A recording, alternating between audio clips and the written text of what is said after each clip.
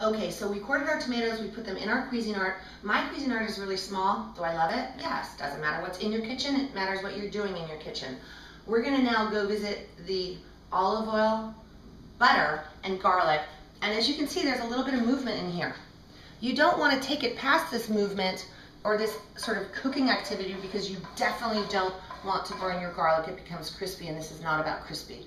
All right, I'm going to unload my sauce into the pan, and I want to say that I don't go so far as to juice the tomatoes. I sort of hit the Cuisinart on and off and on and off, so it still has some kind of texture to it. Okay, and again, this isn't about being perfect. Don't overthink this so you give yourself another excuse not to do this. Okay, whether it's a measurement or a consistency, I want you to get in the kitchen and start learning how to love food again. Okay, so let's take a look at this.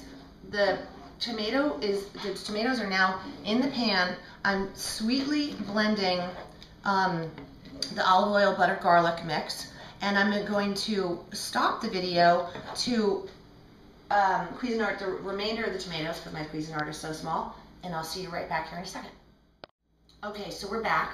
I did a second Cuisinart worth of tomatoes. I'm not going to tell you the measurements. This is where I want you to get in and get the groove with yourself and your food, loving your food when you prepare it, okay? So now our pan is pretty full, and you can see there are actually even some very large chunks in here, but that's what makes this so great. It's so clean and so fresh and so textured. After I put all of my tomatoes in the pan, I came back and turned up the flame, and we want it just to start thinking about boiling.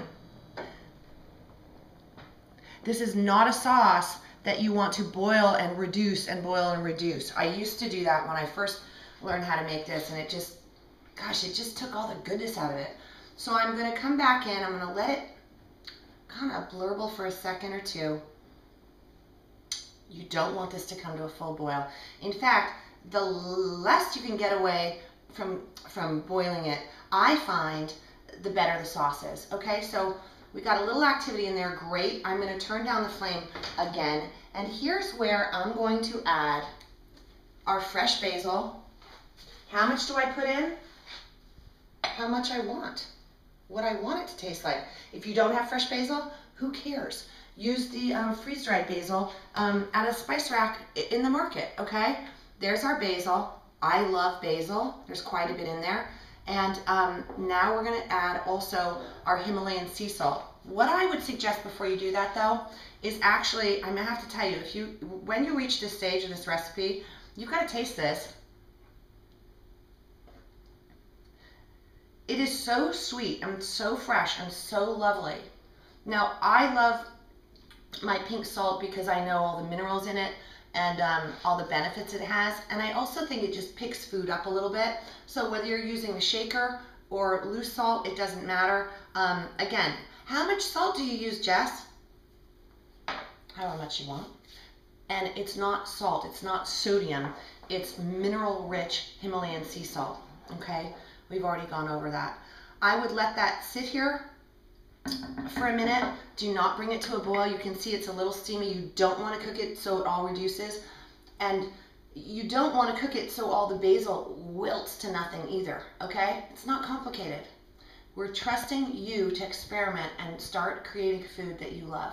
So what I would do right now is let this sit for another minute or two, and then honestly, I would turn it off. And there's your sauce. What's it great for? Again, we're going to have it over pasta, which is awesome, with a wonderful salad on the side, maybe spinach, maybe mixed green salad, carrot sticks. What do you like? And or I also freeze portion bags. I keep them in the freezer, so when I get home late for dinner, I pull a bag out and we either do a pasta sauce, or just like this, I grill some chicken, I put it on the chicken, I do it next to rice, steamed vegetables. This is an amazingly versatile sauce. I'm going to turn it off now. I do hope you make this. This will be at the center of your sauces. This is the center sauce. Have a great day. I'll see you in the next video. Bye.